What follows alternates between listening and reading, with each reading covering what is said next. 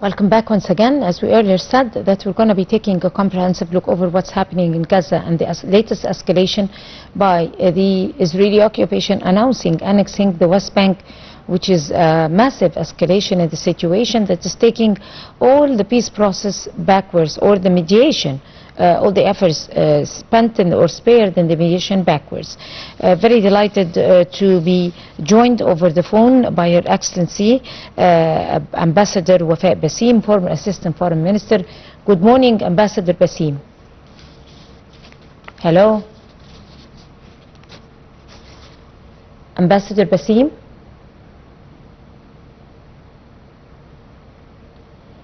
Ambassador Baseem, are you with us? Hello? Hello?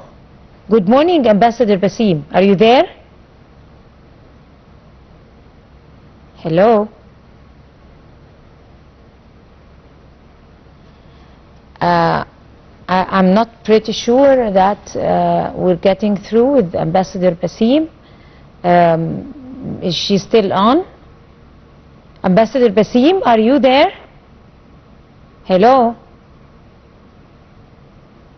I guess we're losing Ambassador Baseem.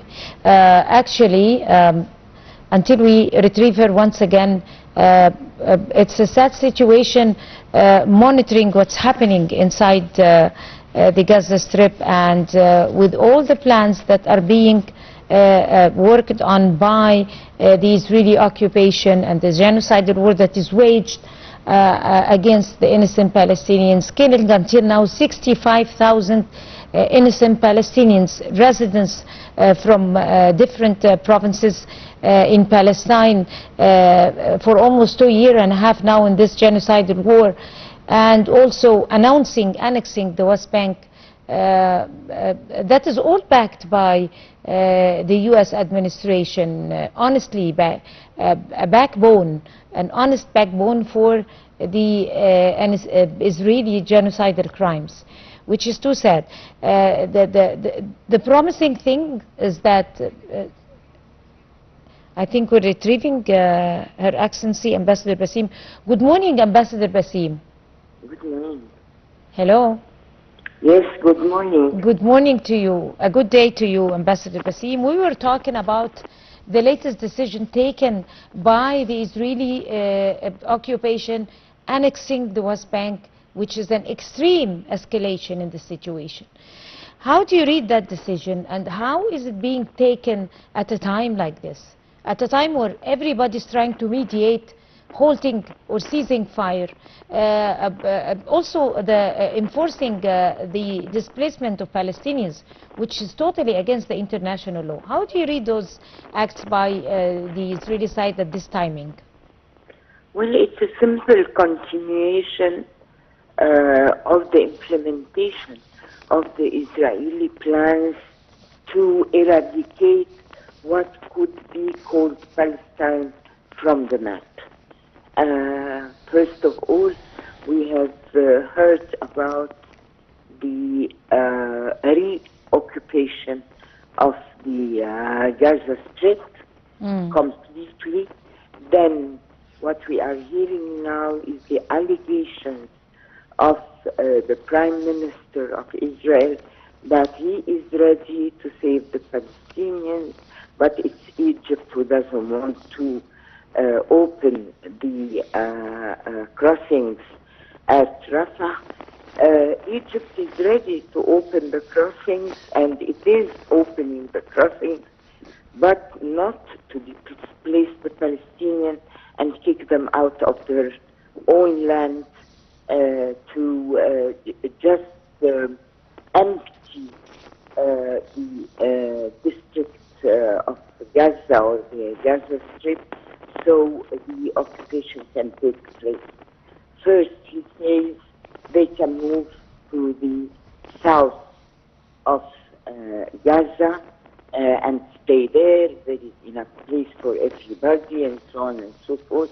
But now he wants them out, but out where? Out to Egypt. On the other hand, he is trying to sort of dissipate the attention of the whole international community from the reoccupation, or the decision of the reoccupation of Gaza, to also, so we have two big major issues by adding also the West Bank.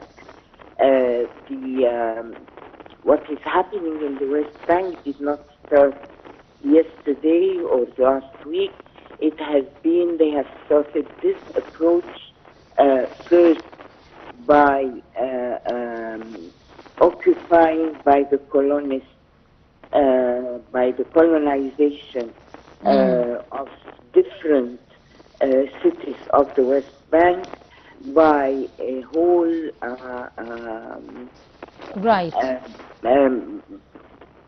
whole rise of violence against the Palestinians there, by arresting them and putting them in jails, and by cutting the roads between the different cities of the West Bank, and without any concern about the presence of a Palestinian authority there, saying that they have the right to do what they want. Ambassador Baseem, right now, of course, the whole world have received the news that the Israeli occupation army is forcing the unarmed civilians, the Palestinians, to be forcibly displaced and move towards the humanitarian zone in Khan Yunis. They call it a humanitarian zone, and it's not a humanitarian zone.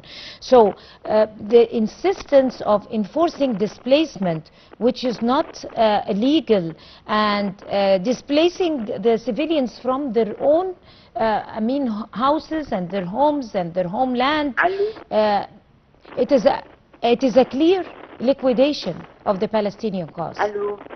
Hello? Yes, I have difficulty in hearing you. Can you please lower the volume of your TV set, or stay in a place where you can find some network? I don't have, the TV set is not on. You have it off. Now I can. Can you get me clear now? Now I can hear you. You can't? Yes, I can. Okay, so I was talking about the news now that came to the whole world, not only here to us, that the Israeli occupation army have been intentionally forcing the innocent Palestinians, unarmed Palestinians, to be forcibly displaced and moving towards, they call it a humanitarian zone, which is in Khan Yunis, and it's not. This is a clear violation of international law and a clear, in public, attempt to liquidate the Palestinian cause.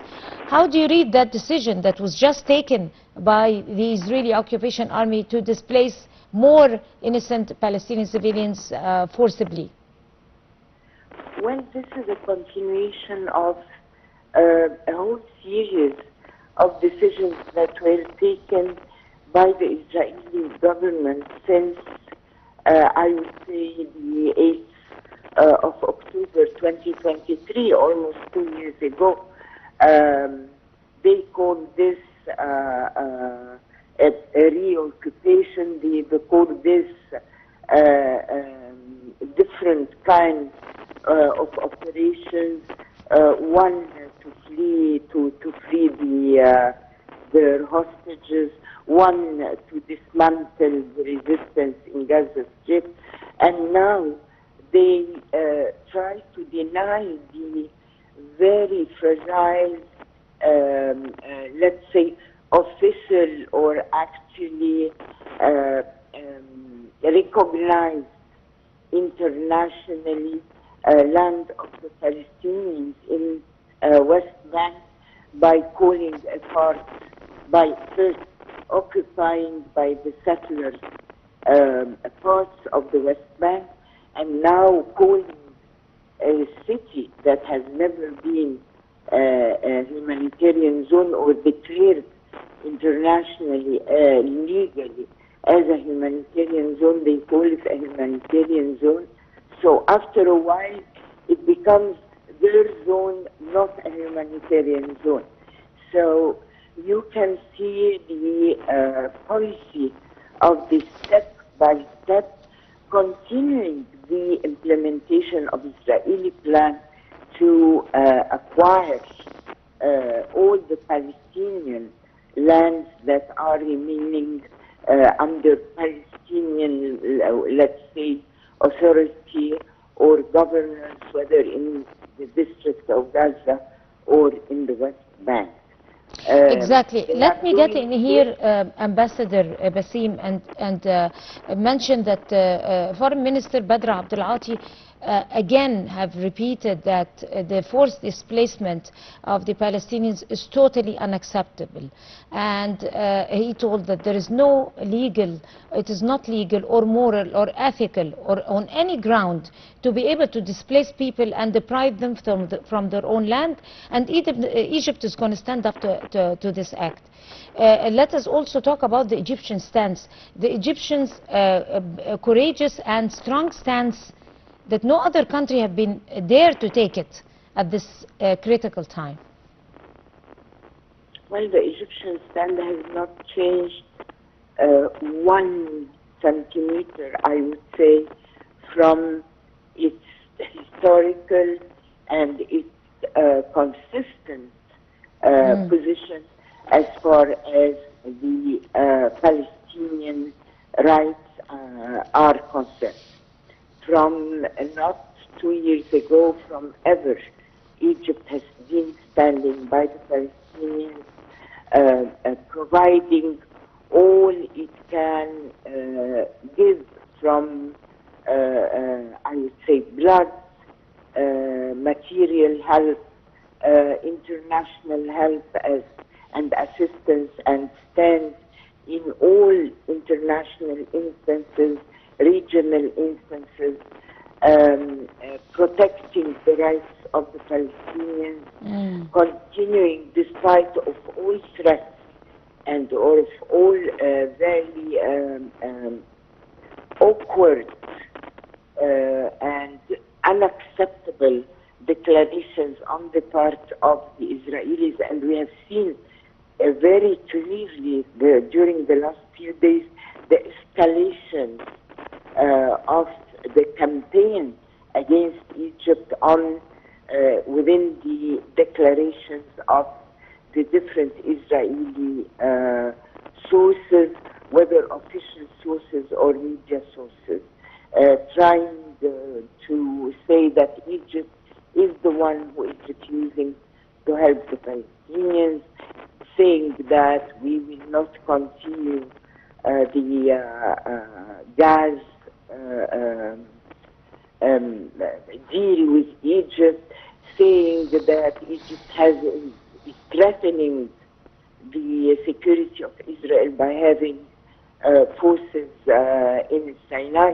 I mean, all sorts of provocation are being done to the Egyptians, who are the closest neighbors to Gaza, and who are really putting all their efforts to keep the crossing open, to allow the convoys for humanitarian and medical assistance, whether food, whether medication, whether tents, whether just name it, that are being compiled on the borders, and it's on the side of Israel that is refusing to let all this inside Gaza, within the big plan, not of preoccupation, but of extermination of the Palestinians,